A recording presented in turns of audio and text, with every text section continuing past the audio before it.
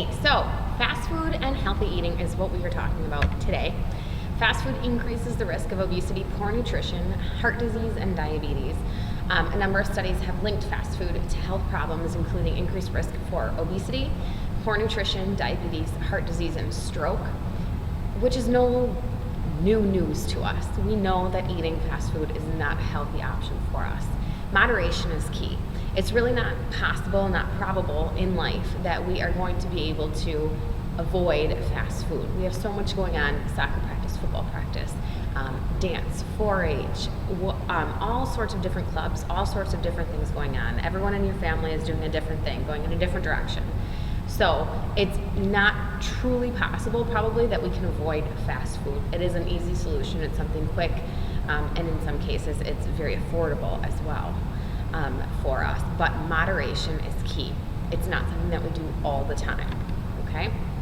So eating out fast food, we have a higher risk of obesity. Young adults who consume fast food more than twice a week gain 10 pounds more than those who had it less than once a week. So young adults, teens, are gaining more weight the more that they eat out. That just kind of makes sense when you stop and think about it. Adults 20 and older who frequently ate fast food had higher body mass indexes than those who consumed fast food less frequently. A small order of fries and a large hamburger at a fast food outlet has about 800 calories. That's almost half of our daily allowance for that 2,000 calories for a typical diet.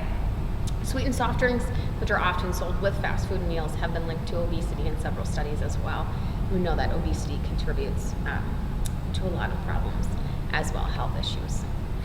There's also a higher risk of poor nutrition for these foods. So frequently consumed fast food have lower intakes of vitamins A and C, of fiber, of milk, fruits, and vegetables. So they don't include a lot of those, but they do have a lot of calorie-saturated fat and sodium. And we also tend to drink more soda, more pop, if we are eating out at fast food restaurants. Double the amount for people who eat at fast food restaurants than normal. Filling up on fat and laden fast foods and sugary soft drinks leaves little room for nutritious. So basically it takes up a lot of room when we're eating and we aren't hungry afterwards, which is a good thing, but we aren't getting those nutritious calories that we need to really make sure that we're getting. Also carries with it higher risk of diabetes and stroke, like we talked about. Eating fast food more than twice a week doubled the incidence of insulin resistance, which is a risk factor for diabetes. Also, sweet and soft drinks cause an increased risk of type 2 diabetes and heart disease. And the risk, it was really interesting, they did a study in this neighborhood in Texas and found that with each fast food restaurant that was in this neighborhood, the risk for stroke increased by 1%. So just having fast food restaurants around increases our risk for these heart diseases. So fast food and overeating, research suggested that certain factors inherent to fast food might promote overeating, such as it's low in fiber. Remember, fiber is what helps keep us feel full. So if those foods are low in fiber, we tend to eat more of them, which for the fast food companies is good, because that means that they're selling more food. It's also highly palatable, which means it tastes good, and it also offers a high number of calories in a small volume. So in not a lot of food, you have a lot of calories, and they tend to be very high in fat as well, and also high in sugar, especially high fructose corn syrup with their sodas. And high fructose corn syrup has been shown to release a hormone in our body that doesn't make us feel as hungry, even when makes us still feel hungry even when we're full. So high fructose corn syrup can also in itself lead to overeating as well. So when you do go out, what are some tips? Make sure that you can identify the healthiest choices by looking at the nutrition facts and avoid getting large portions. So maybe order a small drink instead of a medium or large. I know some fast food restaurants, they'll say, do you want a small, medium, or large meal when you order it? Try and stick with those small so that you have smaller amounts.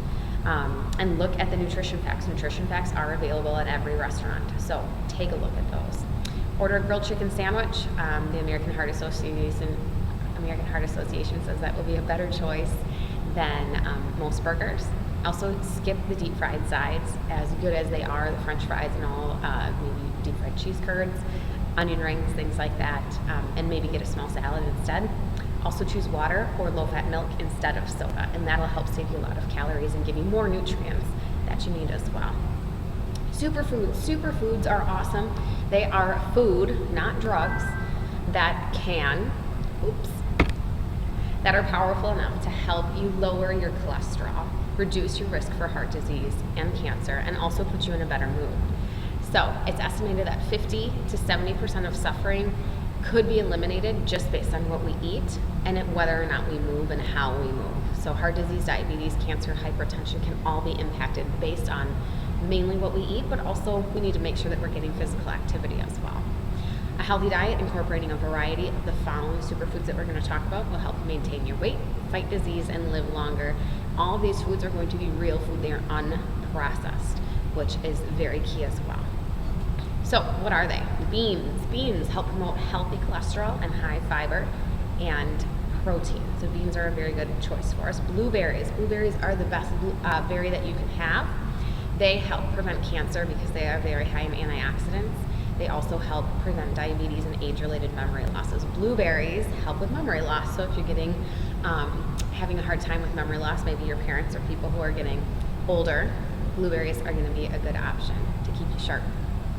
Broccoli is also very high in calcium, a good alternative to milk. If you don't drink milk and you're trying to get a lot of calcium in your diet, broccoli is a very good one. Remember, those dark green vegetables are very good for us. Oats also really good, also high in fiber. So if we have oatmeal for breakfast, we tend to feel fuller for longer throughout the day. And spinach. Spinach, another one of those dark green foods, helps reduce the risk of diabetes, heart disease, and stroke. Also packed with a ton of nutrients. Spinach is an awesome option for you. Tea, green or black, are the best. They're low in cholesterol, also really high in antioxidants, and can help inhibit the growth of cancer cells. And then tomatoes. The redder, the better, is very good for us. Spiked with carotenoids help our eyes. Also reduce the risk of a lot of different cancers and inflammatory conditions, rheumatoid arthritis, asthma, all those different things. Walnuts, very high in omega-3 fatty acids. They're going to help reduce our cholesterol, lower our heart disease risk, and help with our arthritis. They also might have been shown to help with memory loss and Alzheimer's. Yogurt, really good to boost our immunity, very good for us. Also help maintain a healthy digestive tract and reduce high blood pressure, keep our hearts healthy. Dark chocolate, this one's awesome. It's packed with antioxidants, can lower our blood pressure, and 60% or higher cocoa content is what we want to look for on the package to make sure that we're getting the most bang for our buck. And again here, the darker that it is, the better. The redder the better, and the darker green, and the darker chocolate.